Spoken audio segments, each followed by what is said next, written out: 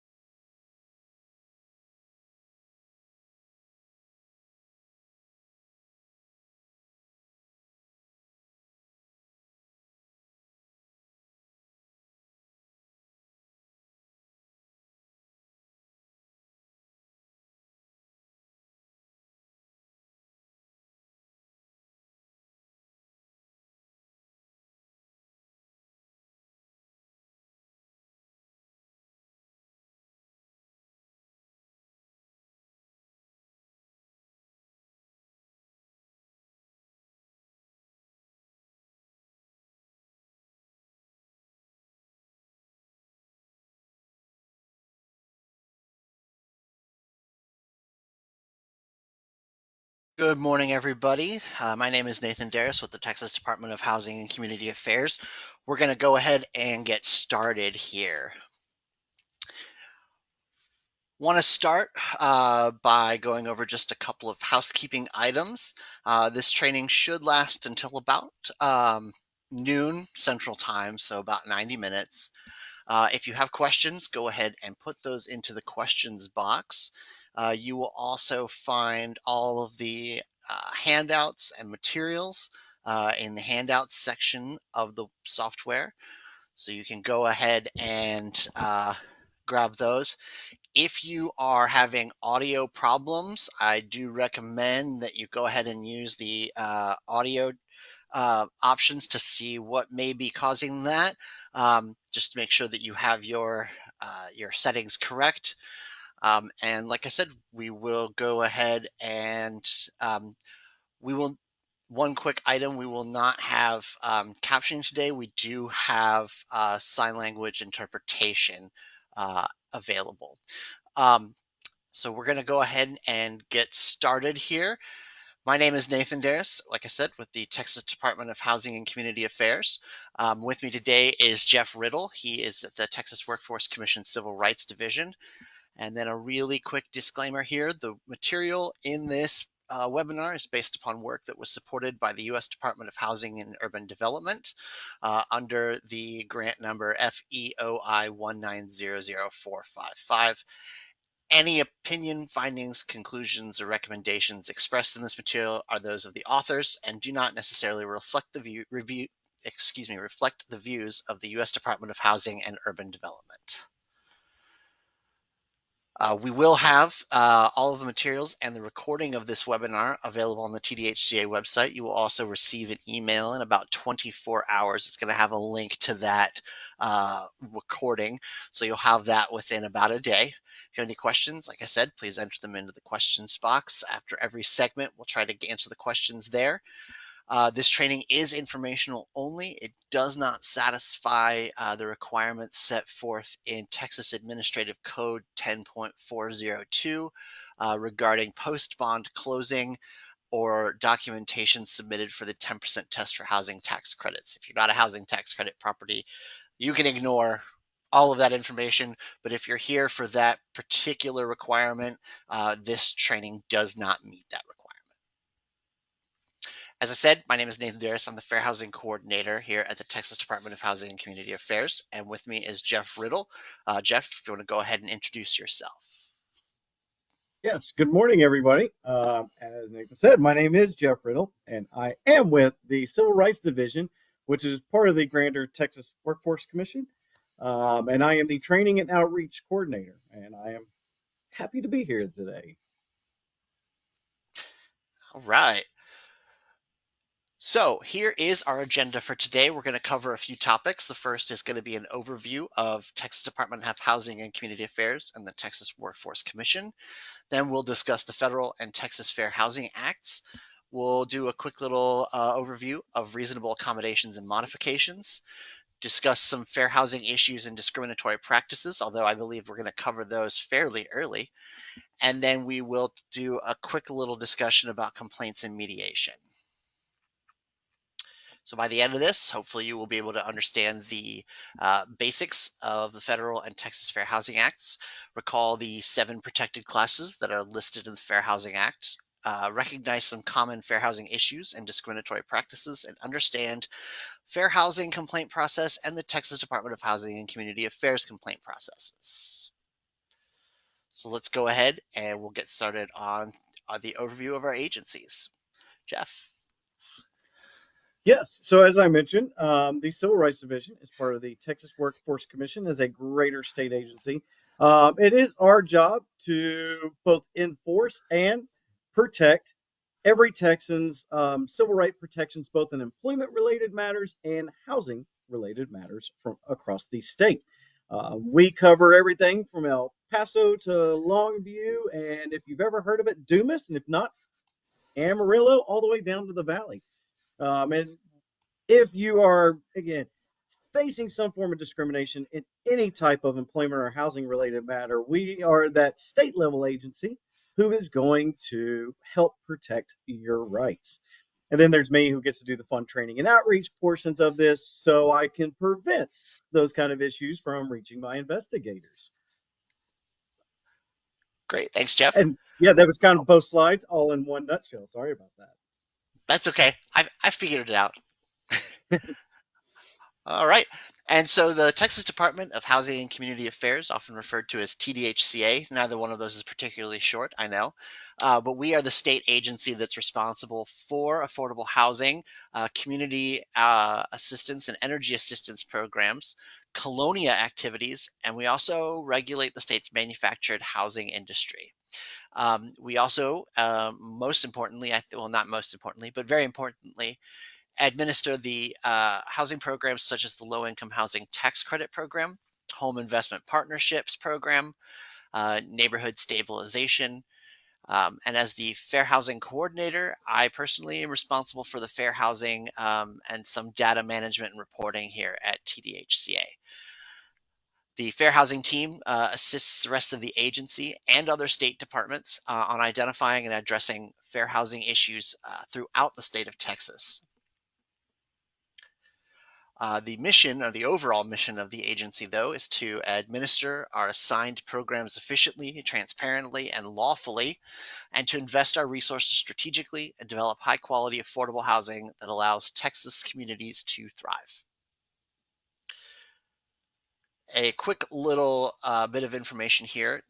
The state of Texas is currently working on its 2025 analysis of impediments to fair housing choice. However, or sorry, 2024. However, until that document is completed, we are operating under the 2019 version of the analysis of impediments. That document serves as the state's fair housing planning document, and it determines how we will comply with our duty to affirmatively further fair housing as defined under the Fair Housing Act. Um, Right now, as I said, we are working on the 2024 version of the analysis of impediments. We are in the public comment period on our draft version. So if you want more information about that and about how to provide public comment, let us know in the questions box and we can actually get that information to you as well. So Jeff, do you want to give us an overview of the federal and Texas Fair Housing Acts? Yes, absolutely. Okay, well, obviously we have a chart here. We're gonna move through time a little bit. Maybe the history major is coming out of me a little bit, but it is important to understand the civil rights history in this country and how we've got to where we are at today. We do, everything does kick off with the original Civil Rights Act of 1866. This was the first U.S. federal law to define citizenship, and it affirmed that all citizens have that kind of equal protection under the law. The act implemented under the 13th Amendment, which abolished slavery, is when this all kind of came out. Its main catalyst, obviously, was the Civil War, what was going on at the time. And this act was drafted to protect the civil rights of all freed persons. Um, and then as we move along, the Civil Rights Act of 1866, it did provide that basis for the Supreme Court decision later, as we get, as you see, Jones versus Mayer. What happened there is Jones alleged that the Mayer company refused to sell him a house because of his race. And so the Supreme Court ruled in 1968 that Congress could regulate the sale of private property to prevent racial discrimination. Now, that decision, it reversed many precedences that had been kind of the standard operating procedure, and it held that the 13th Amendment authorized Congress to prohibit private acts of discrimination. But even after that Supreme Court ruling that outlawed the exclusion of African Americans or other minorities from certain sections of city, there were still race-based housing patterns that were still kind of enforced all the way up into the 1960s. Obviously, into the 1960s is when the civil rights movement was in full swing, which led us up to the Civil Rights Act of 1968. The Fair Housing Act was signed in 1968, 4 years after the Title VII of the Civil Rights Act, which held for employment matters. 4 years later, we had the Civil Rights Act of 1968. And it prohibited discrimination concerning the sale, rental, and financing of housing based on race, religion, national origin, and sex. We had 5 protected categories. Here in a little bit, we've added to that. You'll see where we get our total of 7, but at that time we had 5. It was intended as a follow-up, as I said, to the 1964 Civil Rights Act that held for employment-related matters. And it kind of springboarded from that. As we continue to reference the Fair Housing Act in today's webinar, we will be referencing the text of the Fair Housing Amendments Act, which was signed in 1988. And it amended the original Civil Rights Act of 1968, and it included those additional protected categories that we will talk that brought us up to our total of 7. Next slide, please. Now, um, uh, sorry, the, the Fair Housing Act, so no matter what it covers, and it's important to understand that all of what we just talked about was a federal level law. The state of Texas has the exact same um, protections, the same. Uh, Basically, the state wrote the Texas Fair Housing Act cut and paste before cutting and pasting was a thing. So somebody probably had to type that out on a typewriter in longhand. But as we do move through today, there is no major difference between the Federal Fair Housing Act and the Texas Fair Housing Act. And what both acts do is it is the law across the land that no person shall be subjected to any form of discrimination now based on their race, color, religion, sex. Handicap is still the word in the law, but we will be referring to it through today's presentation as disability, their familial status, or national origin. And that covers the sale, the rental, advertising of dwellings, the provisions of brokerage services, or the availability of real estate related transactions. So in here in a bit, we're going to cover, if you want, I guess go ahead and bring me up to the next slide, Nathan, the scope of fair housing. So what is all of that what we just talked about is the scope of fair housing, but we're going to kind of break each one of them down so we understand the entire scope of that. The first aspect of what is covered under the acts is the rent sale terms and conditions. Typically, when we talk about fair housing, this is what comes to mind for most people. This is trying to sell a home, trying to buy a home, trying to sign a lease agreement for that apartment complex, to ask for a reasonable accommodation or a modification in the home, house, apartment, in your domicile. This is the major aspect that we talk about when we talk about fair housing. It does cover every aspect of it in that rent sale terms and conditions. And we will be expounding on this more as we go along. But next slide, please. Fair housing also covers publication. As earlier, the law stated, in the publication of a dwelling. And what publication is the what is being written up, what is being said, how we advertise, whether it's in print media or digital media or radio media, because it's still a thing. All of those, and it is very important to understand that publication is covered under the Fair Housing Act. And it could be something as simple as an advertisement that say we specialize in lending to a specific category of lenders.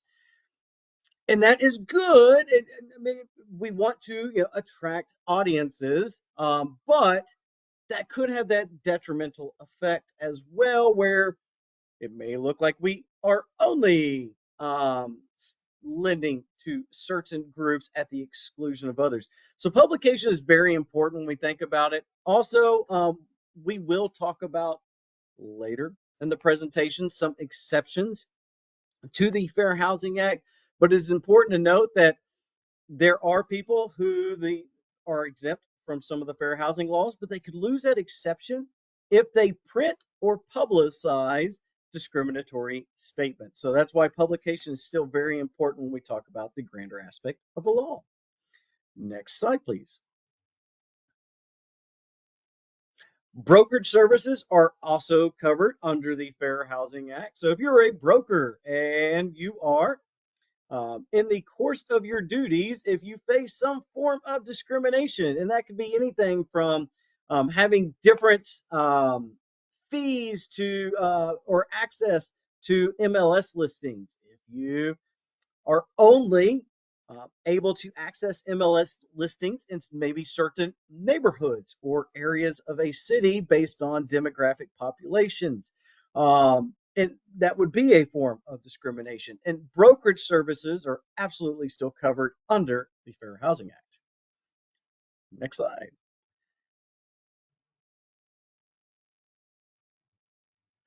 Loans and financial assistance are also covered under the Fair Housing Act.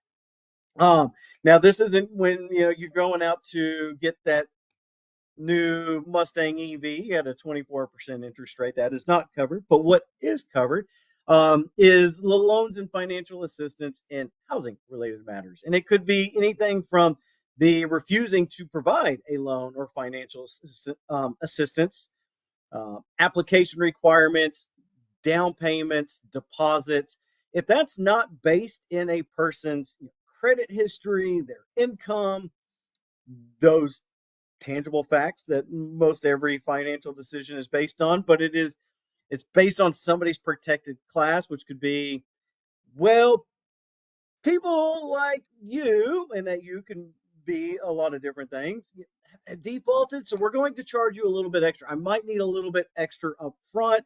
Your interest rate is going to be different than other people's, and it's based in, again, if it's based in somebody's protected class membership, that would go against the Fair Housing Act. Next slide. Okay, so now we understand what the scope of fair housing is and what is covered. It's important to understand what goes against the fair housing. Next slide, please. Our first one to understand those unlawful practices is discrimination. And I've been using that term a couple of times already. It's important to understand what discrimination is differential treatment in a fair housing or in a housing related matter where that decision is based in somebody's protected class. Now, that differential treatment could be something as big as that refusing to sell a home to an individual based in their protected class. That differential treatment could be, I approve this reasonable accommodation, but not this one because of, and we'll cover that. There could be a lot of different reasons.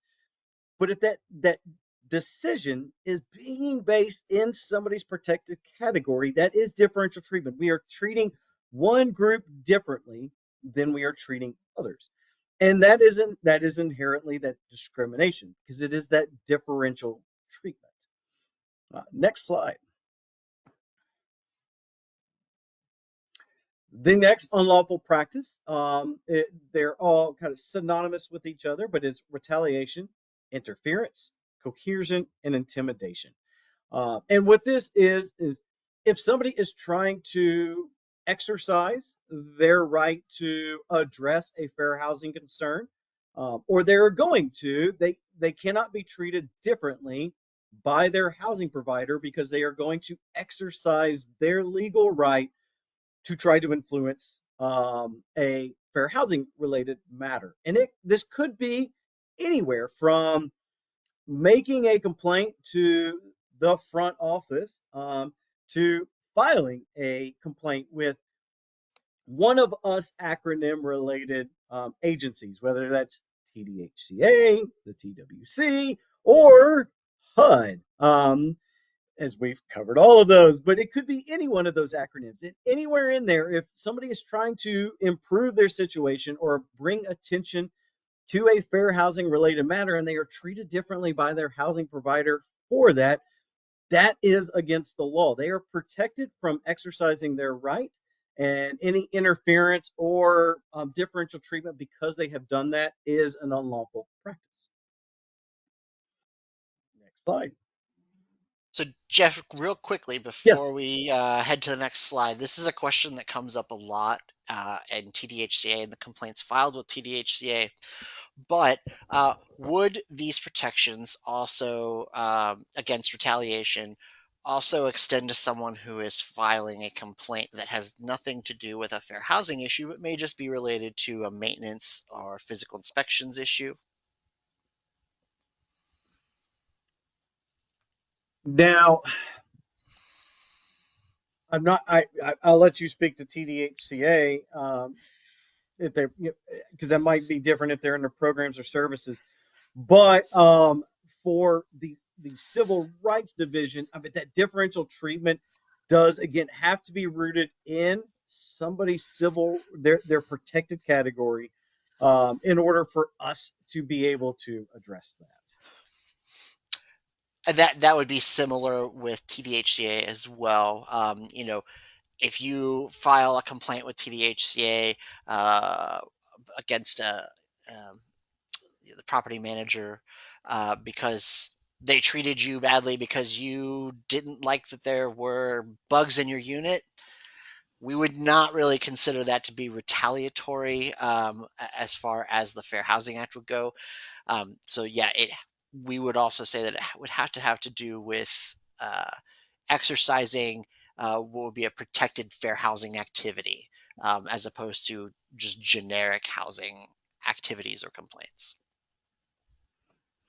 It's not saying that it's still wrong.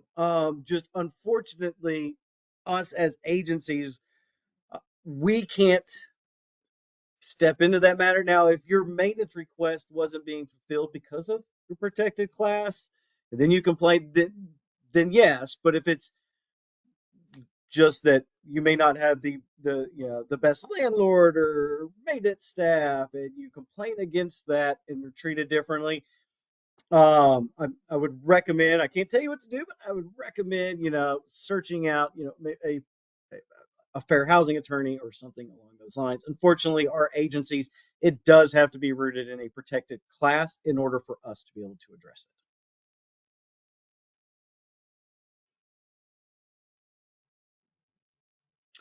it. The discriminatory effects. So this is it's I say relatively new. Last year, actually, Fair Housing Month of last year is when HUD instituted the discriminatory effects policy.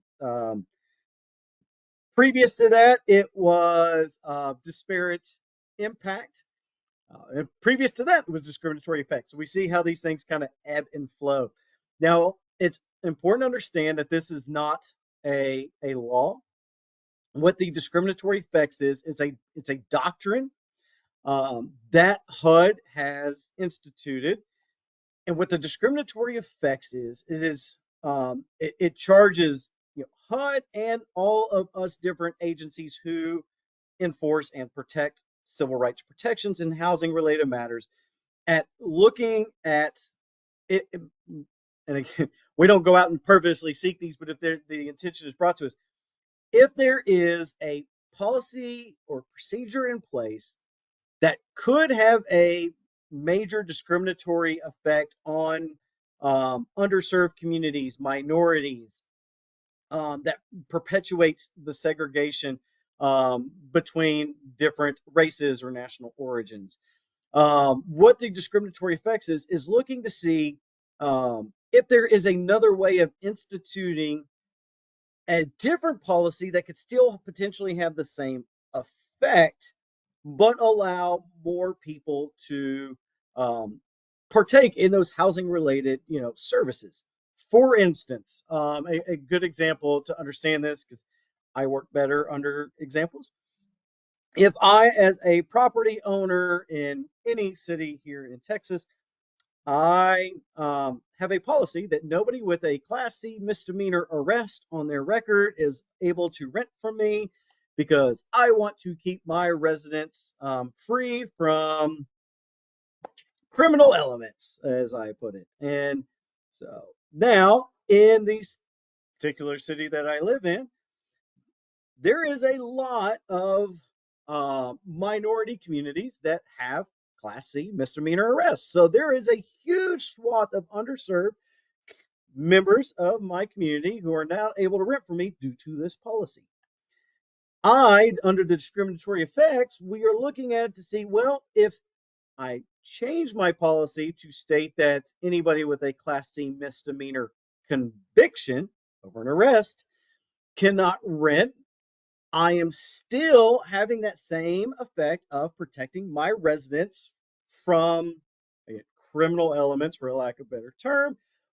But now, because I changed it from arrest to conviction, and the conviction rate is very low, considering the arrest rate is really high, but conviction rate is really low. I have now opened up the possibility for people to rent from me in my community and open it up to more communities. And that's kind of what the discriminatory effects. It is looking to see if there are policies that do prevent big groups of underserved communities. We could institute a different policy that still has that same effect, but it is not so discriminatory to wide communities. And next slide. All right. So um, I have been hyping these up enough as it is. The protected categories. So there are 7. As I have mentioned, here they are in all of their glory. They are race, color, national origin, the familial status, religion, sex, and disability. We are going to cover each one of these a little bit. Our first protected category is the race protected category. There are 5 racial categories as defined by the federal government, specifically the Office of Budget and Management. They are Asian, African American or Black, Native American or Alaskan Native, Native Hawaiian, other Pacific Islander, and white. Obviously, these are very broad categories and they include a lot of different people. But typically, when we think of race, it would be those decisions, that discrimination that is happening across a very broad section of individuals belonging to that group, because that's what is race. It is classifying groups of people by common traits. A great example of race discrimination that happened, I say fairly recently. It was probably 2 years ago now that I'm actually thinking about it. But if you remember when housing appraisals hit the news, if you don't, what was happening was across the nation, there was a lot of cases going on where a um, typically a lot of the cases, it would be a Black family would be selling a home, and an appraiser would come out and appraise that home at, say, $200,000. I know it's probably low compared to what homes are going for, but this was 2 years ago. And they knew that a lot of other homes, due to property values and other homes were selling, were going for a lot more than that. And in a lot of the cases, what was going on is they would kind of um, take away all the stuff that said that they lived there, and they would have another couple. In a lot of situations, a white couple come in and have another appraiser come out and relist that home a couple of weeks later. New appraiser would come out, and now that home was appraising for $350,000, $400,000. There's usually a significant markup in that difference. And the only thing that changed between the first appraiser and the second appraiser was the racial category of the person selling the home. Nothing else had been changed in the home. And so there was obvious racial discrimination. And since that, over the last 2 years, I can speak for here in the state of Texas for anybody that might throw that question in there. We at the TWC at the Civil Rights Division have partnered also with the Texas Appraisal Board to not only to combat that, but to provide training and information to appraisers to potentially combat those. We didn't have a lot of cases in the state of Texas of that. It was just more of a national thing. And then we actually got ahead of the game, in case anybody was wondering about that. Next slide, please. Our next protected category is color. Color is the pigmentation of your skin, whether you are lighter skinned or darker skinned. Color is there to offer the full protections of the law. Leading up to and then right after the civil rights movement, and again in the 1960s, there was a term called passing where there were individuals who were going to be treated differently by others because they were darker skinned inside their racial category as opposed to those who were lighter skinned. So color is there to offer the full protections of the law where it wasn't particularly everybody inside a racial category who was treated differently, just those who were maybe more predominant. I can tell you that we don't see a lot of color as an individual charge of discrimination. If there's color, there's usually a race proponent, but not vice versa. If there's race, there's not always a color component, but sometimes people do get race and color. They think they're synonymous, but they are their own individual categories. And our next one is the national origin protected category. So when we talk about national origin, this is based in where you come from, where your family's from, who you are, the languages that we speak, the accents that we speak with, those individual traits about a person that might call attention that are outside again race and color.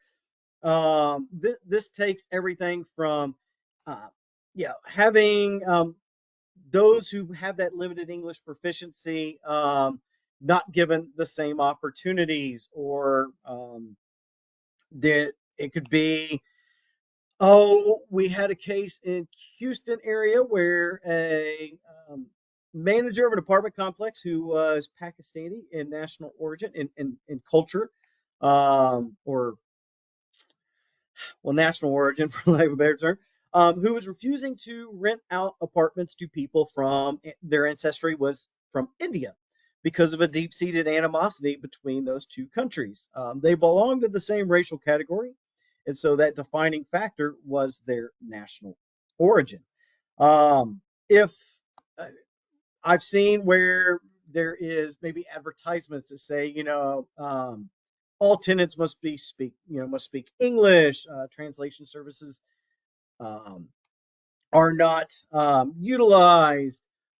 Another common occurrence I've seen a lot of times too is not allowing for um, all types of documentation to be allowed, and that is going to affect specific groups. And I say that because to springboard kind of into that, and not, I get a question a lot of times of, hey, especially because we're in Texas, where's Hispanic or Latino? Why is that not a racial category? And that's because the federal government deems it as an ethnicity. Multiple people belong to different, they identify in different racial categories, and they also identify as Hispanic or Latino. So they view it as an ethnicity, which falls into national origin. And so if I, as a housing provider, am only using a driver's license or a social security card as official forms of documentation, and I refuse to use INS documents or green cards, that would go against somebody's national origin. That discrimination would be based in national origin over any other protected category. And we see this across the board on treating people differently based in those things that kind of make us up who we are. Next. Jeff, I do just want to jump Yeah. in really quickly here. Yes. No. Anytime, please. Yeah, if you are at a TDHCA monitored property, um, so if you either are on-site management and compliance staff for, or are a prospective tenant at, any property that participates in the low-income housing tax credit property, home investment partnerships program, we do in fact require that you have what's called a language assistance plan. and that is your plan for how the property is supposed to handle prospective applicants and tenants who may not have who may have what's called limited English proficiency. And in many cases, in fact, in almost all cases, that's going to require you to not only can you not or refuse to serve somebody because they don't speak English, we actually require you to go that step further. And in almost every case, we're going to require you to take an additional step to bridge that gap. So, if you're a small property, it may require you allowing someone to bring an interpreter. If you're a larger property, you may have to translate all of your uh, major documents into Spanish, um, or you may have to provide a Spanish interpreter or interpretation service on demand, or at least close to on demand to that applicant. So that is something to keep in mind if you do participate in TDHCA programs.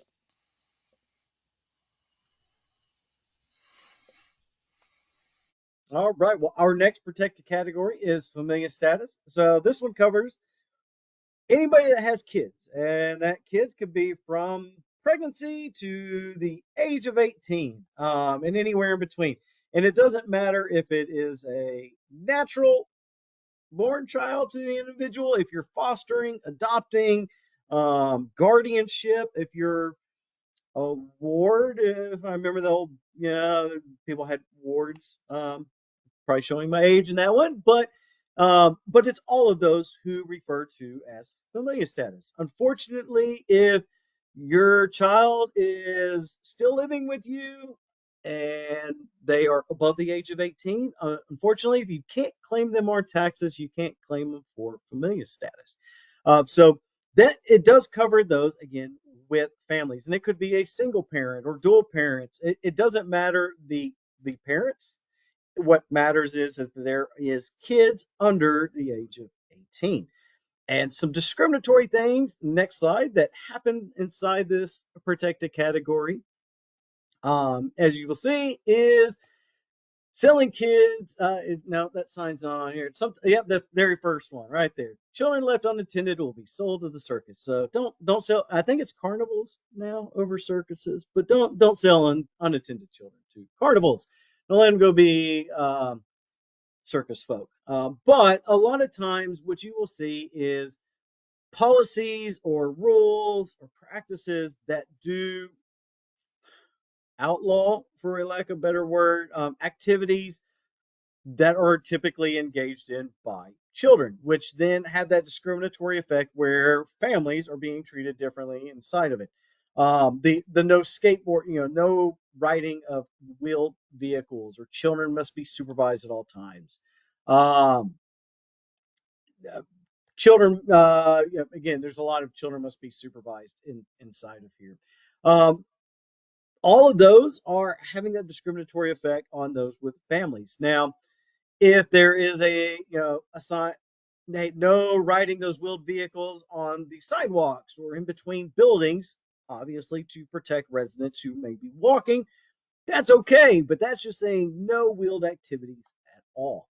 A lot of times too, and this is one I challenge everybody to think about, is I have seen a lot of times where there is a policy that states that children under the age of 18, so just children, period, have to be escorted or supervised while in the pool. Now, if you think about your local city parks that are opening up next month, and if children at the age of 16 can go be a lifeguard, then why does it need to be 18 at the like the complex pool or the HOA pool or something along those lines? It's something to think about when we are looking at that, because again, it could have that discriminatory effect. Other concerns outside of the signs too when we talk about familial status is setting higher security deposits for those with families. I get it.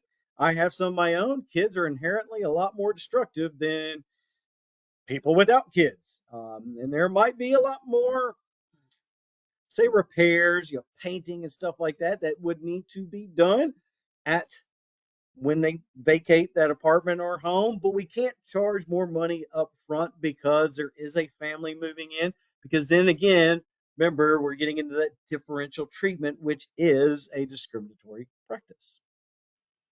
Next slide, please.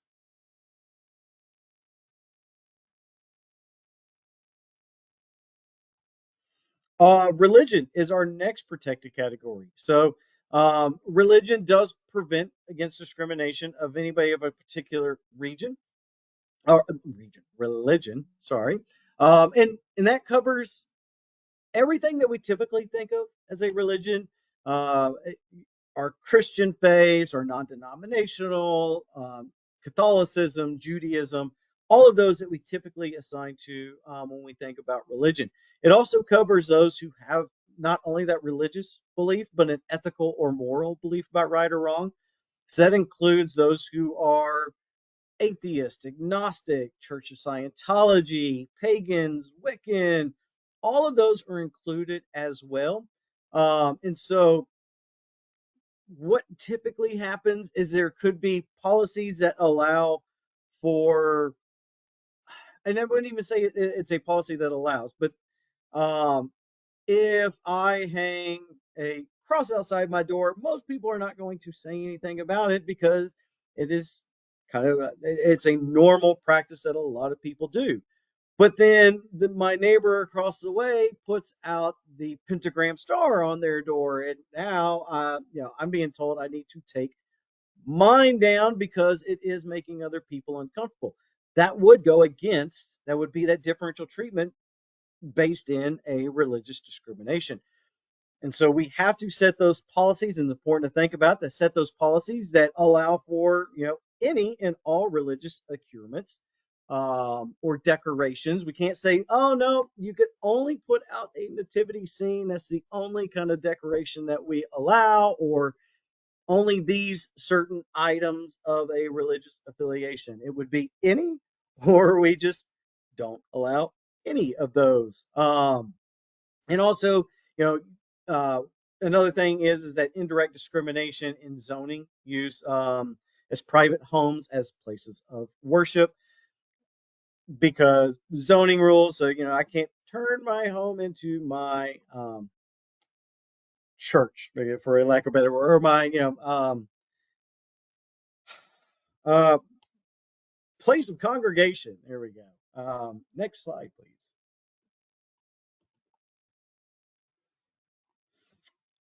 The next protected category that we have is the sex protected category.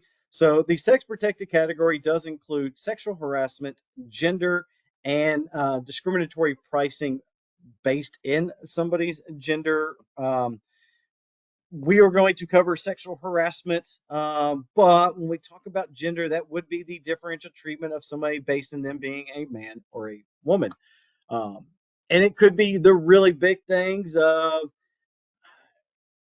again, not allowing somebody to live there because they are a man or a woman. For instance, there was a case. A young lady was moving to one of the big metroplexes to attend college.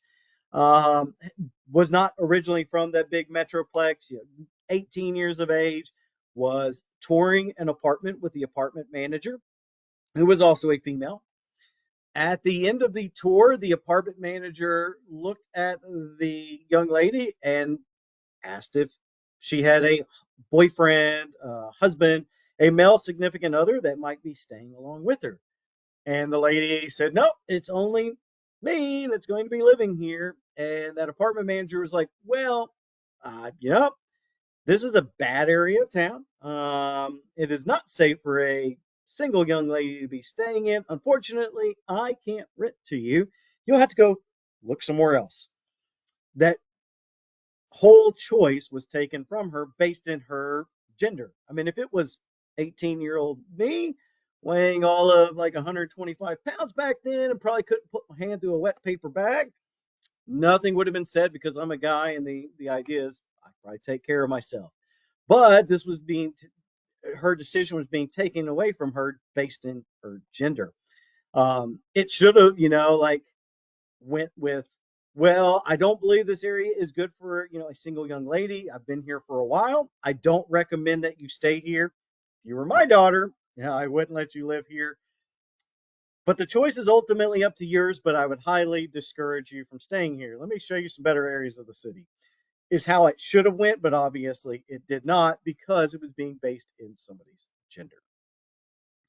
When we talk about sexual harassment, that does include, any type of um, uh, action that a housing provider might have or their staff as well.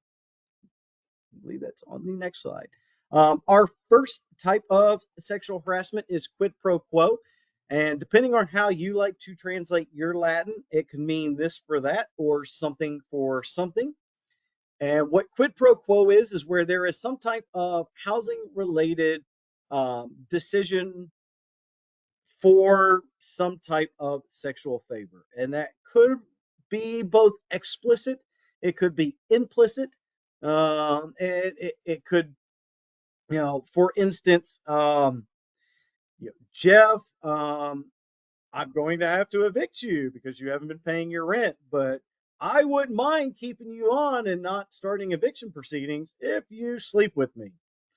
Obviously, that is very explicit, and there is a this for that, a housing related decision for some type of sexual favor. It could also be very heavily implied as well.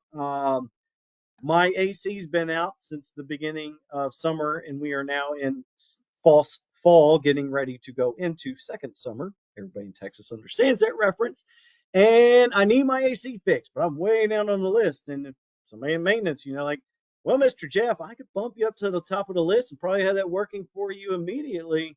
Yeah, if you want to have drinks and dinner with me and see where it goes.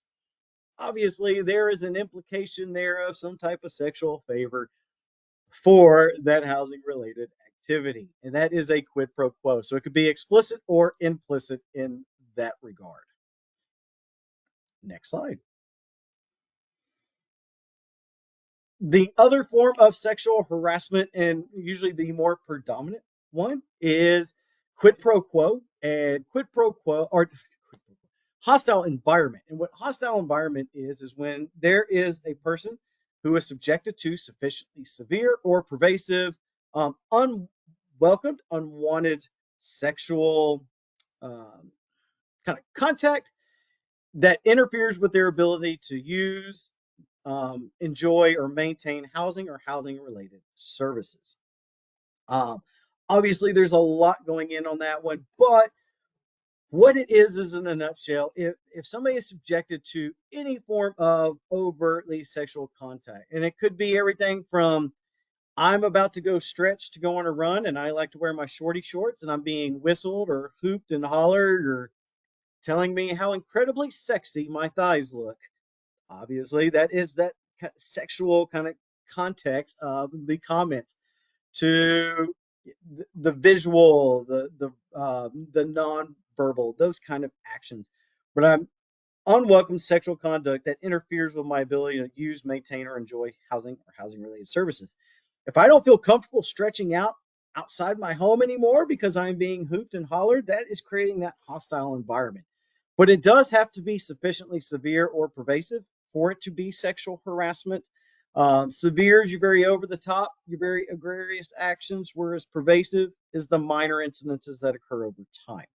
The being hooped and hollered as I'm stretching out and talking about how sexy or good looking I look is pervasive. So that first instant is not going to be sexual harassment, but as it continues over the course of a week or a month, now we're getting into pervasiveness. Your severe is usually your more over the top, your very egregious actions like the physical and visual, sending unwanted genitalia pics to people, or the touching or grabbing are going to be those more severe, and those are one and done to create that hostile environment. Next slide. It's important to understand because sometimes I do get this question that yes, gender identity and sexual orientation are protected under employment related matters. So, they asked, are like, well, there was a Supreme Court decision, if anybody follows any of that. And it's important to understand, if you remember at the beginning, there was a difference between the Civil Rights Act for employment and the Federal Fair Housing Act. They're separated by 4 years. They're two different laws. The Bostock versus Clayton County specifically challenged the Civil Rights Act, the Title VII, the Employment Act. And so when they ruled in and added gender identity and sexual orientation, it only was to employment related law. The fair housing law has not been changed to update to those definitions. And so they are not protected under the Federal Fair Housing Act. But at back in June 20th of 2021, an executive order was signed by the current administration that's added those protections, gender identity and sexual orientation, to housing related matters. So it is under an executive order. It is not codified in a federal law, so it is not codified in state law either. If somebody has been subjected to a discriminatory practice inside a fair housing related matter due to their gender orientation or sexual identity, that would need to be filed with HUD due to those protections being under an executive order. And next slide. Our last protected category is the disability protected category. So in order to be a member of this protected category, you need to meet one of three requirements. And that is have a mental or physical impairment that substantially limits a major life activity, have a record of such an impairment, or be regarded as having an impairment. Now, a major life activity is anything that you do in life. Next slide. That is hearing, seeing, breathing, walking, talking, learning, your body's ability to maintain its own internal bodily functions. And so anything that substantially impairs any of these major life activities, and this is just kind of a smattering because we can't put everything on a slide, is going to be seen as a disability. Some more common type disabilities, or a smattering of them all, could be anything between those visual, speech, or hearing impairments. You think about people who are blind or have hearing aids in, or they are using some type of walking device, wheelchairs, walkers, canes. It could be those with epilepsy or cancer or diabetes. This is just some common impairments. It is not a be all inclusive list, just a few ones. You do see, if you look at drug addiction and alcoholism are on there, but it is only covering those who are in a recovery program and are being treated in a recovery program, not those who are currently illegal drug users or abusing alcohol. Next slide. And Nathan, do you want to, before we move into accommodations real quick, do we have anything? So far, we have not really received many questions. There was one question regarding gender identity. Uh, I asked that person to go ahead and ask the question again if when we went over the slide, if it didn't answer their question. I haven't heard back from them yet, so it sounds like we may have answered that question for them. Um, Okay. but I'm clearly stalling here for a moment to give people a chance to type anything into the questions box. So if you value your own ears so you don't have to listen to me more, if you have questions, go ahead and type those in. But I'm still not seeing any. So I think we can go ahead and move on. Okay. Well, we are going to move into reasonable accommodations as a quick overview here. I will pre-pose on this and state that next Monday at the exact same time, 10:30, me and Nathan are going to do a deep dive into reasonable accommodations and modifications. So this is just a quick overview of what they are. We are doing a full, more broader look into this. Join us next week. But an accommodation is going to be a change, exception, or adjustment to a rule, policy, practice, or service. And a modification is a physical change to a structure or a dwelling. Real quickly, I'm going to break each one of those down again a little bit to understand. Next slide, we have reasonable accommodation. And so, again, that is going to be changes to rules, policies, practices, or services if that accommodation is necessary for a person with a disability to use or enjoy housing or housing related services. Um, Obviously, reasonable, we talked about what is a disability and some common disabilities. There are a lot. That was a very small list for everything that's out there. I mean, so it's important to understand that accommodations for any disability can take all kinds of different forms or functions. But what they do is ultimately they are, if we have policies or procedures in place and somebody needs those altered or changed due to a disability, we'll talk about denying, but we should generally accept those. More common examples of that is obviously with the service dog, which again, I'm going to plug it away, but in 2 weeks, so not next Monday, but the following Monday, we get to do the talk about assistance animals, both service dogs and emotional support animals. So please, if you have questions about that, join us for that webinar because we will go over all the fun stuff about assistance animals.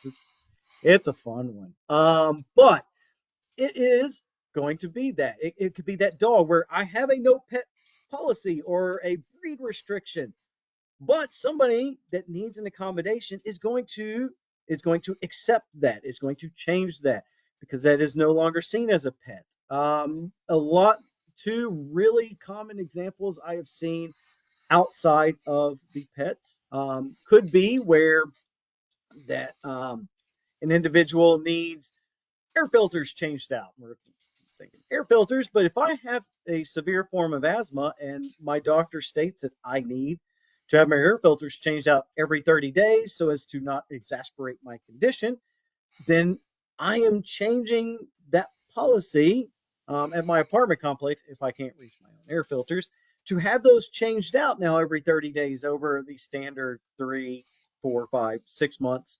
If you're some members of my family, never. But that would be that change to it. Or I've also seen a common one of parking spots in an apartment complex that are first come, first serve. If somebody has a disability that requires them to need that parking spot maybe closer, which could be a lot of different types of disabilities, somebody with a seeing impairment or mobility impairment, then we assign that parking spot. Yes, unfortunately, is that going to open up the door to other people like, why are they getting it? You might have to field a couple more questions, but we shouldn't be scared of approving an accommodation for somebody that needs it if we might have to field a few more questions. Our next type of reasonable thing is a modification. A modification is a physical change to a structure or a dwelling. Now, typically, reasonable modifications are going to be at that tenant's own expense. There are some exceptions to that, but generally speaking, they are going to be at the tenant's own expense. And this modification can be anything from adding that ramp over stairways for somebody who has a mobility impairment to easily access their home or dwelling. It could be adding a very common one is adding grab bars into the bathroom is another form of that because that is adding something. We are making that modification. And again, whether it's I'm just putting it in and having it taken out, I'm responsible for that cost. If I am no Bob Vila, I'm more of a Tim the Tool Man, if you catch that reference. You probably don't want me installing grab bars in my bathroom. So I will have to have somebody come out. That cost involved is going to be typically um, covered by the tenant. Next slide. So, um, yeah, probably should have let off with this one, but it is important to understand the acts. Again, those are both, but what it the acts state that a housing providers need to make that reasonable accommodation or allow for a modification when it may be necessary for a person with a disability and equal opportunity to use and enjoy a dwelling. Um, so we we know what a reasonable accommodation is. We know what a reasonable modification is. We provide that when it may be necessary for that person with a disability to use and or enjoy their dwelling. Um, the key word in here is may be necessary because there's a lot of times and I've seen where somebody with a disability would like something, but it's not tied to their disability. The may be necessary means that accommodation or modification request does have to be tied to that individual's disability. The law calls it a nexus, a correlation for a more common word between that disability and a disability related need. Having a disability doesn't allow you to have anything that you would like. It does have to be tied to what is being impaired by that disability. So there does have to be a correlation, a nexus between the disability and the disability related need. Next slide. When we talk about reasonable accommodations and modification requests, but a lot of times, obviously, the more common examples that we typically see are accommodations. It's important one to accept verbal request. Not that it's not part of a specific law, but just because I like to tell people where things come from. The verbal requests it comes out of basically an opine by the Department of Justice, who really did a deep dive into the Fair Housing Act, and kind of like, okay, here's some things that were kind of grayish in the law that we are kind of further defining.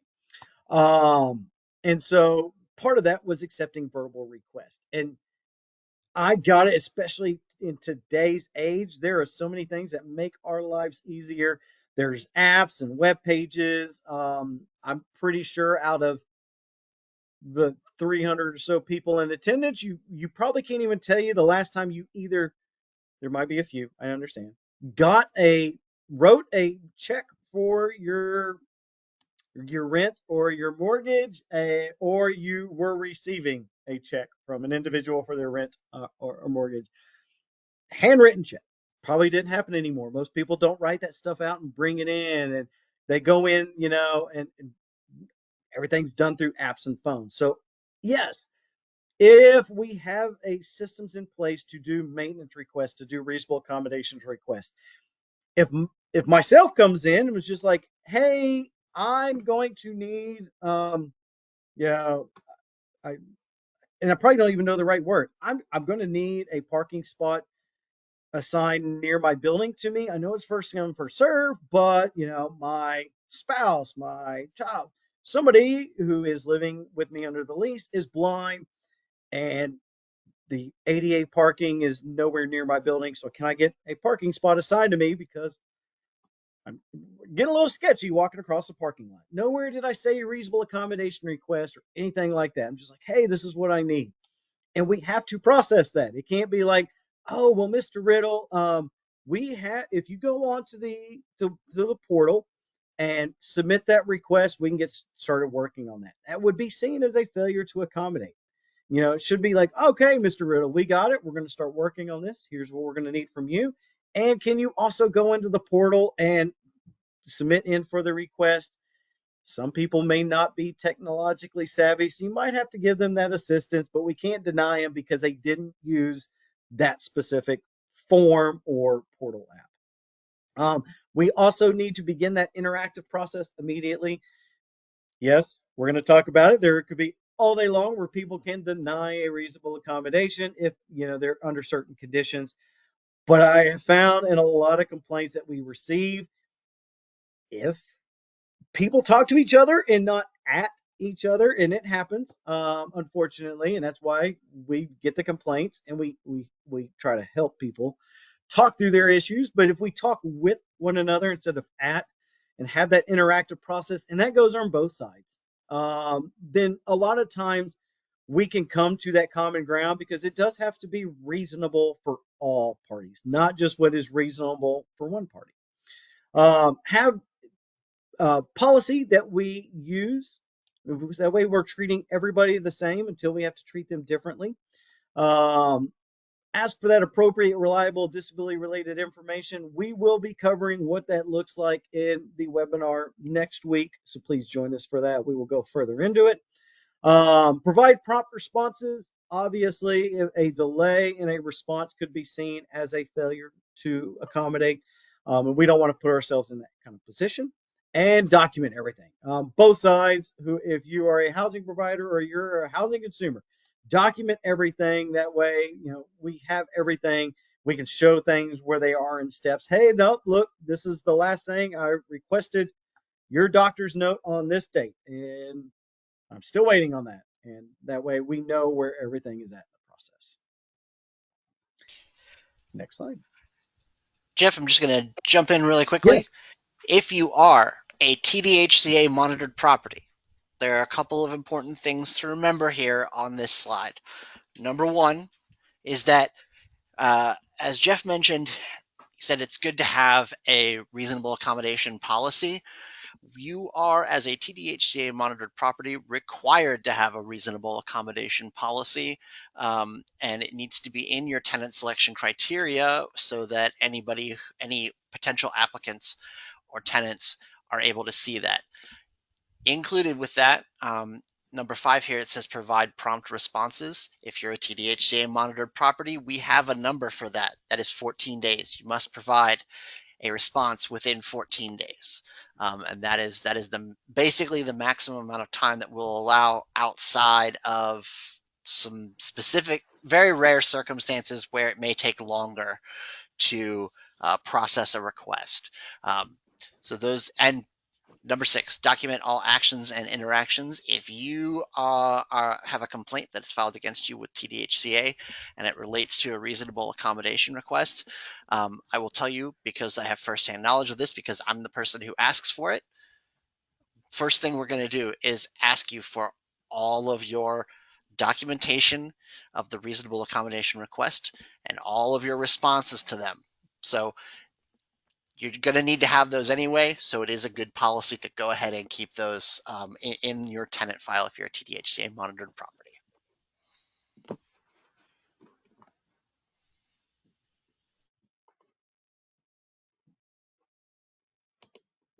Okay. And just real quick, because while we were doing that, I was looking at the questions. There was one about, do we have to allow checks per fair housing? If somebody is needing an accommodation, and needs to pay by check for whatever reason, due to, again, it could be, a disability or something else along those lines, then yes, but again, we pay through, I don't want to be confused. It was just, maybe me being cheeky a little bit, in that example. Um, you know, obviously, yes, if you can convert everybody over to electronic payments, do so. But if somebody cannot utilize that and needs an accommodation, but again, it has to have that disability related need, then yes, you're going to be making that exception. But if you don't need to, then by all means, keep everybody the way they are going. Um, so when we talk about, some reactions and inquiries to avoid when we are talking about reasonable accommodations, a lot of times, just, us as humans, we are naturally inquisitive, and I'm not saying anything is wrong with that. To be inquisitive, to want to know why things are the way they are, but it is important to understand that when we are in that, um, housing provider role, we can't be as inquisitive because we don't want to have that differential treatment. So, we never want to ask about the nature or the severity of an individual's disability. We can't even ask if that person does have a disability. And so nobody has to disclose that disability until they want to. And it's usually, when they want to, it's because they're needing an accommodation or a modification. Even if, okay, they tell me that they have a disability. Does anybody else? And a lot of times it's important to understand that sometimes those questions are asked with the intention behind it being completely honest and pure. I just want to make sure that everything is ready for you when you get moved in. I can set these things up. I'm an amazing landlord or whatever, and so I just want to know beforehand. And my intention is pure, but there is still that differential treatment. So even if the intention has the best of intentions behind it, it could still lead to that impact being discriminatory. And so we want to avoid that at all costs. Next slide. So, as I was saying earlier, a housing provider can deny a reasonable accommodation under one of three areas, and that is if that person poses a direct threat, and this does include their assistance animals. Um, but again, it has to be a direct threat. It cannot be an implied threat. There are a lot of times where we have breed restrictions because those breeds are considered more dangerous to other people, but that reasonable accommodation would exempt those, but we can't deny because it's on that list. It has to be the direct threat where we are getting complaints or there are issues arising from it. If there is no disability related need for the accommodation, so as I mentioned earlier, there is that, there has to be that correlation, the nexus. Remember, we called it, the law calls it, I called it the correlation between the disability and the disability related need. Having a disability doesn't allow you to get anything that you want. It does have to have that disability related need to it. And then lastly, if the accommodation is going to impose an undue financial and administrative burden to the employer or to the housing provider. Now, that undue financial and administrative burden, there is not just one line in the sand. And when you cross that line, it's that undue financial administrative burden. That line in the sand is different for everybody. And so there is no correct answer into where that is, what dollar amount is attached to that. It's case by case and individual basis. The financial resources of the housing provider, what is being asked for, what are different accommodations in there. If you believe that you cannot financially afford that, seek out a housing lawyer who is going to be able to analyze all of those and properly guide you. Unfortunately, our agencies cannot give legal advice. So even if you provided us with all your statements and your incomes and what is being asked for, we can't tell you yes or no. You can deny that, unfortunately. And next slide.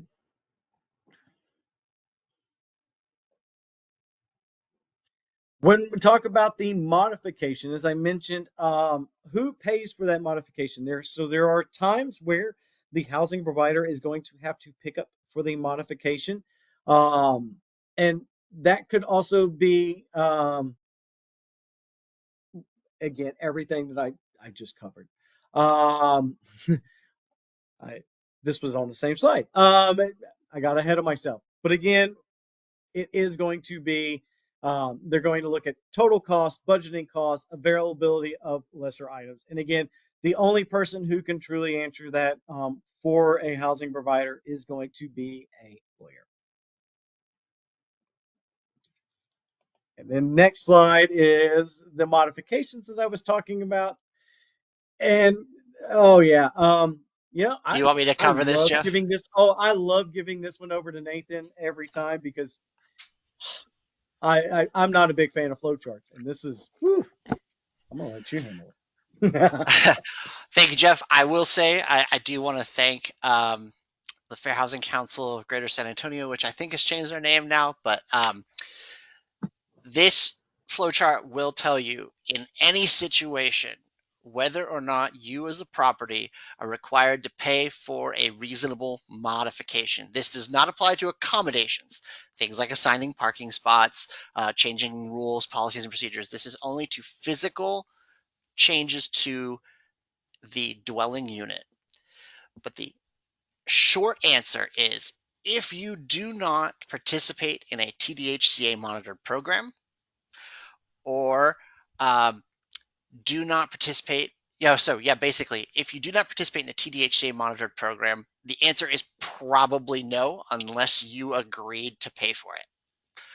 Um, if you are a TDHCA monitored property, then generally speaking, if you were awarded your funds after 2001, um, and it's only tax credits, the answer is yes. If you received federal funds, then the answer is also yes, you are paying for the modification. Um, it is still possible that a modification could present an undue financial and administrative burden. I'm handling a complaint that is specifically about that right now. And no, I cannot tell you a dollar amount. There is no specific dollar amount that constitutes a financial burden. It is going to be specific to every single situation. And we will look at, if it's TDHCA concerned, we will look at the property's financials, the ownership structure. We're going to look at what the extent of the modification is, what the benefit to the requester is, um, and we will we will make a determination as to whether or not, based on that information, it is considered an undue financial and administrative burden. But generally speaking, if you have federal funds or TDHCA programs, yes, you're going to pay for the modification.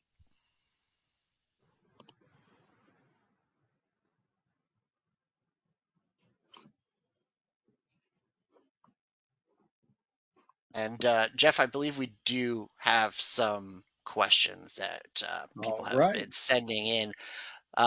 One that I know that we will cover this much more in depth next week, but one of the questions that we have gotten is how can you request documentation of disability related need if you're not allowed to ask about a disability?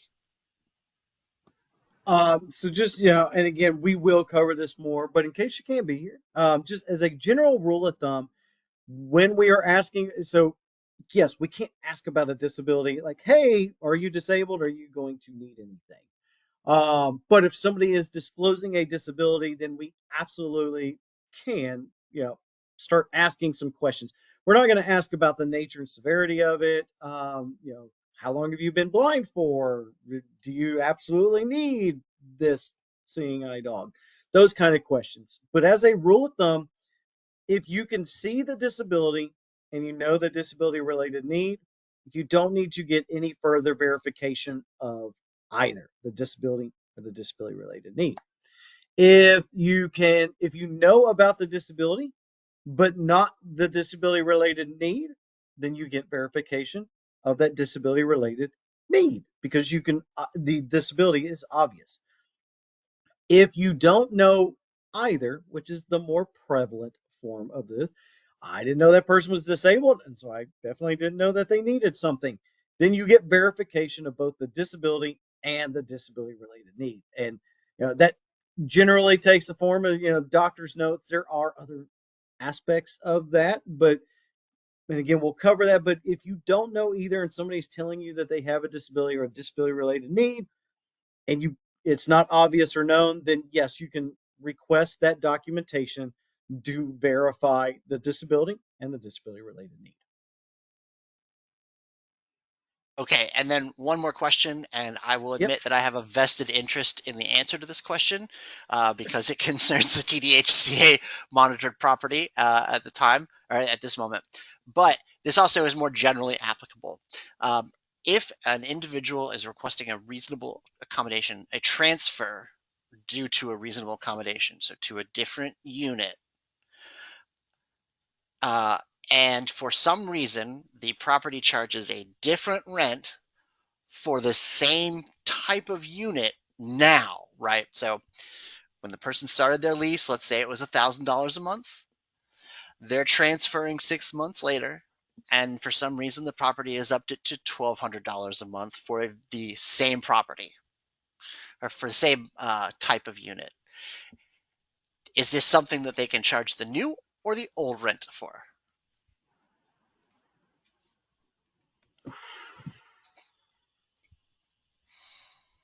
Or is this something we need to punt on?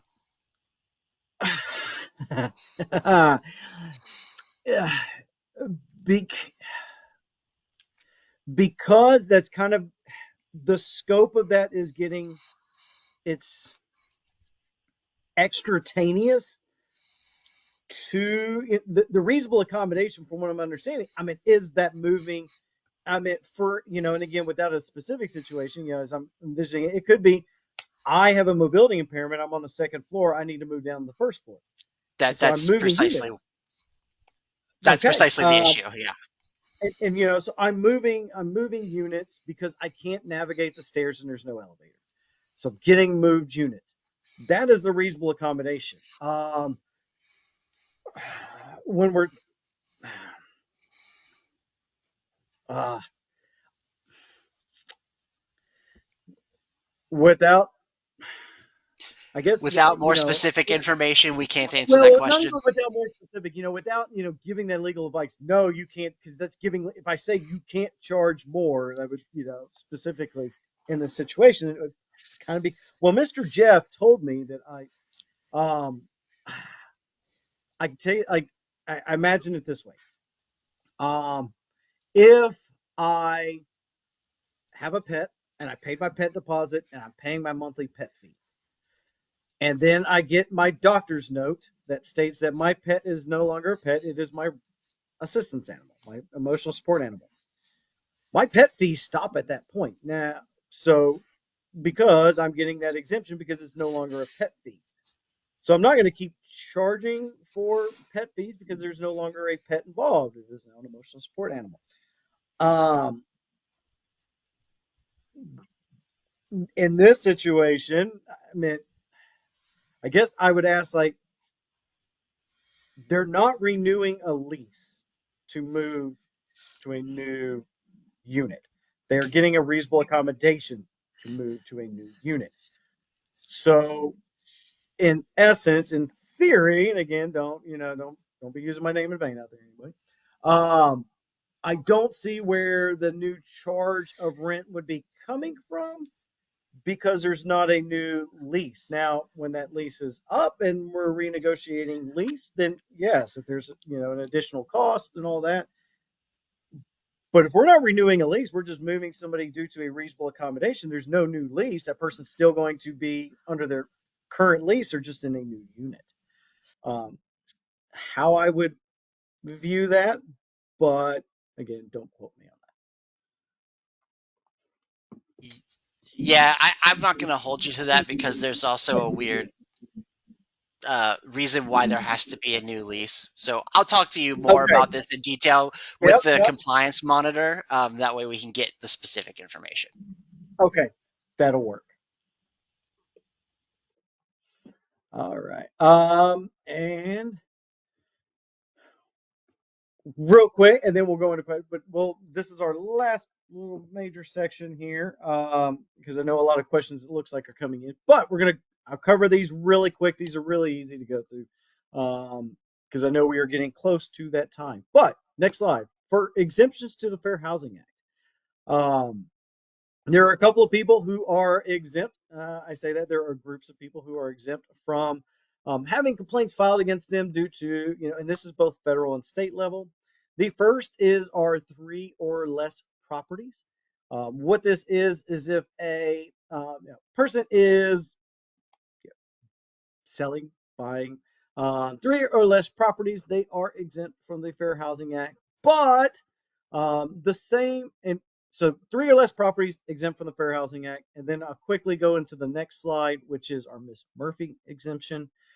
The Miss Murphy exemption, what that is if an owner lives in a home or one more after that, lives in a home and rents out their rooms. So if you have three or less properties, or you live in a home and you rent out your rooms, you are exempt from the Fair Housing Act.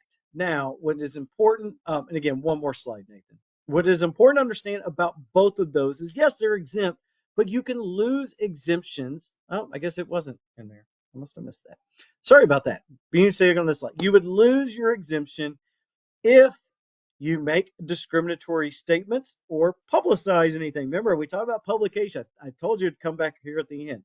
If you publicize anything, discriminatory statements, only renting to non-kid having families or something along them lines. You're making a discriminatory statement. If you utilize any service in order to sell your home, Zillow, Redfin, a property management company. If you utilize any of those services, your exemption is not transferred over to those people. So they don't get to, you can say, I don't want people with families moving into my home or renting out my home. You can say that. Now, if you have a little sign out front of your door and, family, you're like, no. But the minute you engage a service, and it could be any of those services, they don't get to inherit your exception. They are still covered by the Fair Housing Act. So it's important. You can lose your exceptions in those circumstances. The other exception is the housing for the elderly. So if you think about those elderly communities, not just the senior living communities or nursing homes, but the golf course communities where all those retirees live and play golf, they are exempt from um, familial status, specifically discriminatory practices. If me and my family of five wanted to move in next to my Meemaw in one of those communities, they wholeheartedly are going to say no. This area is specifically designed, but I'm being treated differently because I have a family. No, if it is specifically designed for those individuals based in that age being a factor, which there's a couple of different ones as you see on the slide, that that is an exemption. And then our last exemption is basically two sides of the exact same coin, and that is religious organizations and private clubs. So, if a religious organization and a private club own a home or an apartment, they can absolutely allow only their members to utilize that house or that home or that apartment at the exception of all others. But they would lose that exception the minute that it is traded publicly. If they put it up on apartments.com or realtor.com and they can't be like, only people of our specific religion or private club can buy this home. No, that goes against the other protected categories that we talked about. But if it is owned and maintained by that organization or club, they can have it strictly for their members. Next slide.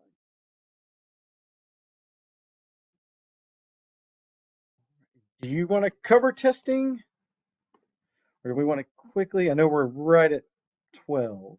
I can cover testing pretty quickly here. Okay, I'll let you.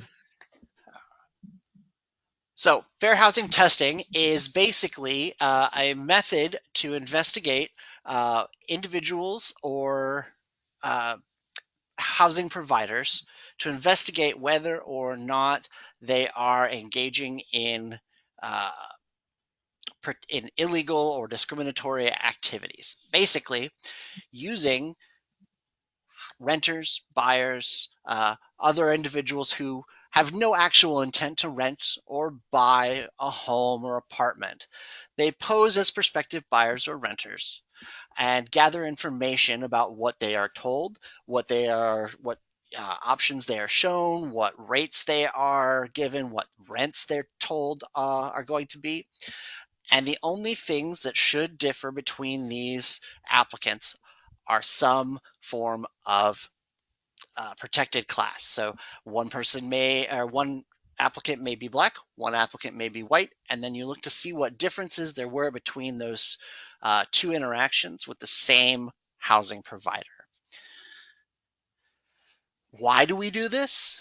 We do this because sometimes it is the only or the best way to gather evidence um, regarding whether or not housing providers are providing different information based on someone's protected class regarding to availability, qualifications, design and construction, how they treat prospective homebuyers or renters, if they make discriminatory statements, or if they are exhibiting any kind of patterns of behavior um, that are also problematic. Um, what testing can reveal is that sometimes housing providers may be discriminating against individuals based upon a protected class, without a complaint, without the housing, or sorry, without the renter or the buyer even knowing that this is going on, right? You have to remember that someone who goes to buy a house can only see their own interaction with the real estate agent and the seller. They don't know how the real estate agent and seller are treating other prospective buyers. So testing allows us to look at both of those interactions to compare what those interactions are. And that's really the biggest reason why we would conduct testing. I do not believe that Workforce Commission conducts any testing, and at this point in time, TDHCA does not conduct any testing.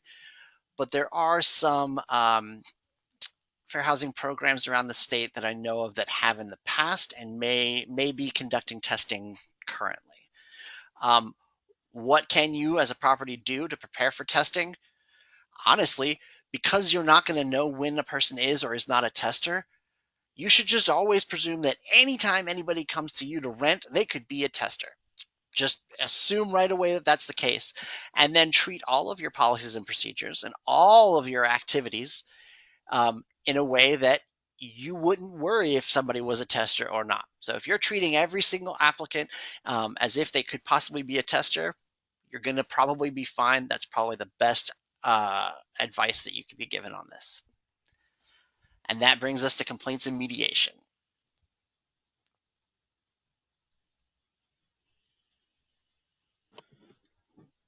So from a TWC perspective, if you do have a complaint, what is going to happen is everybody will be notified that there is a complaint.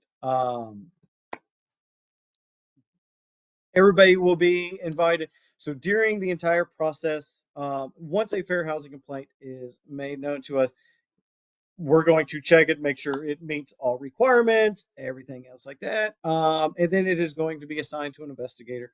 Once it gets assigned to an investigator, the great thing about our fair housing process is we will do everything in our power to try to bring a conciliation to the um, issue, to the complaint, concurrently as the investigation is still going on. But our investigators are going to look into the matter. They are going to investigate it, but at the same time, they're going to work with both parties to try to reach a mutual agreement between all individuals to settle that complaint before an investigation we could be completed, and then somebody takes that matter to court and seek their redresses there. We just try to settle that matter. If you do need to make a complaint with the TWC, you can go to twc.texas.gov, navigate to the civil rights page. You can do that in multiple ways. Find the programs, all programs.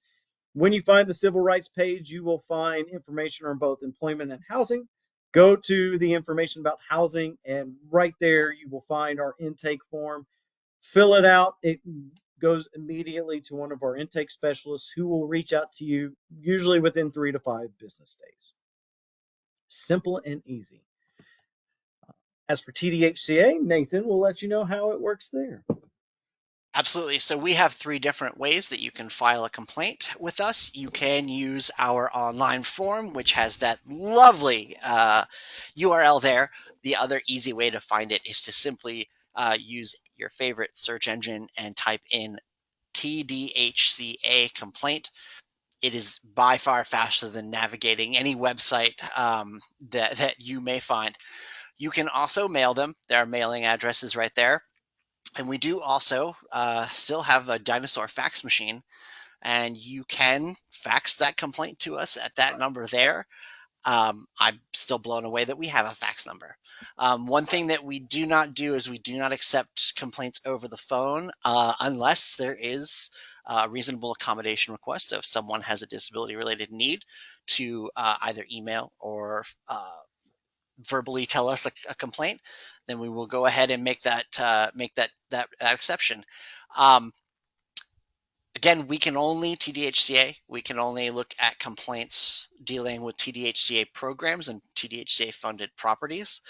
But if it is about a TDHCA property, you will be notified within 15 days, letting you know whether or not the complaint has been resolved or that it will be resolved by a certain date. I will tell you, you will almost always get within several hours to a day, you will get notification that we have received the complaint, along with our complaint rule. And if it is fair housing related specifically, uh, to reasonable accommodations and modifications, I will also be as part of that, and you'll probably have to talk to me, unfortunately for you, because nobody wants that. But that's the TDHCA process. And if you have a need for any additional training or have any questions or need technical assistance on some matters, you can contact either me at the TDHCA. You can use my fair housing email address here. It's fair.housing@tdhca.texas.gov. My phone number is also there. It's 512-475-0306. And if you have a more general fair housing training requirement, Jeff, what should people do?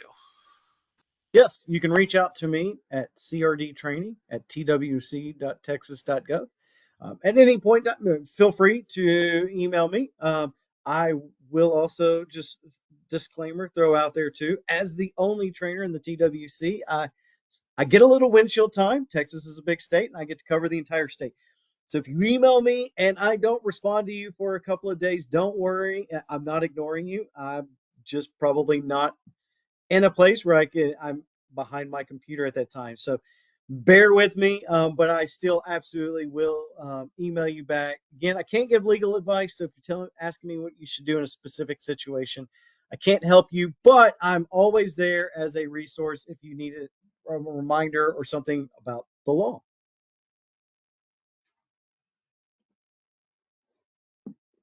And I have not seen any questions come in, but do we have any questions? It's been a while since someone typed anything into the questions box. I'll give it another minute or two to see if anybody types anything in.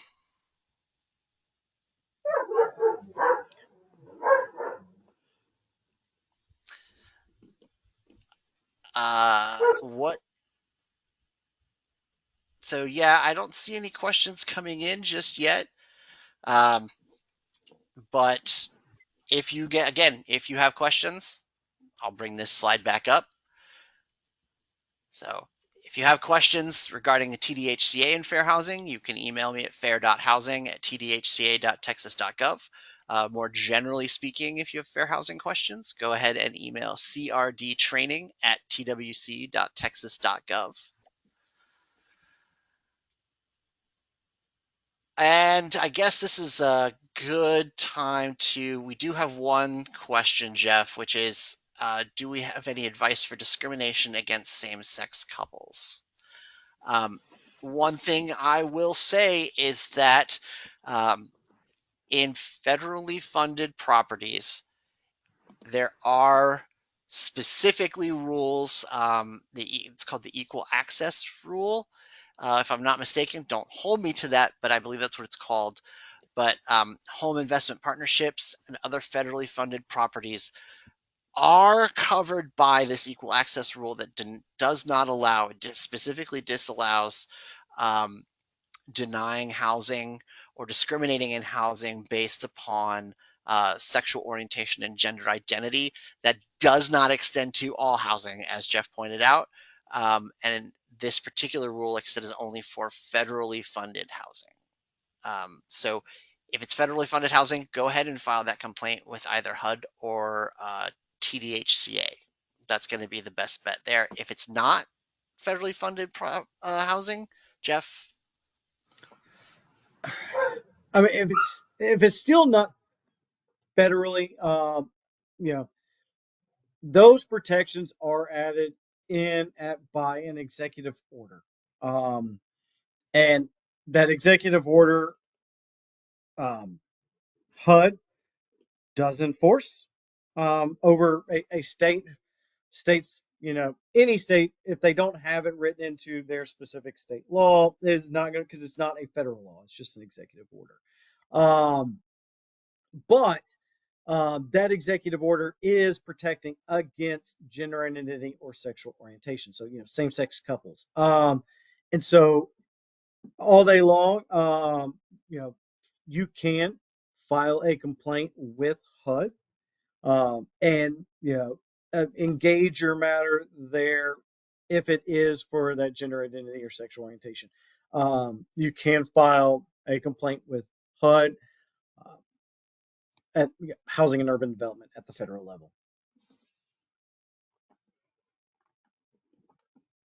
Okay, and I believe that's all the questions that we've gotten. Thank you all for joining. Do remember, if you had questions about reasonable accommodations, to join us next week. Go ahead and give either Jeff or myself send an email to us if you want to join. Um, and then the week after that, on April 29th, we will be going over everybody's favorite topic, which is assistance animals. And we will get so much further into the weeds in that topic than you ever thought you wanted to. So But many questions. and I guarantee that as deep in the weeds as we go, we Yes, will and get it more basically, questions. come join us. It basically turns into a podcast almost more than a training. It just turns into, me and Nathan having discussions. So please join us. It's always a fun time. Yep. And again, if you need the information for that, you can get it from the TDHCA calendar, or you can just email me at fair.housing@tdhca.texas.gov. Thank you all for joining us. Jeff, thank you for coming. And Sean, I want to thank you for helping us organize questions. And thank you all. And I also want to thank our interpreters today. Y'all did a great job. Yes, thank you, Diane and Rita. Y'all were amazing, especially with my disjointed talking.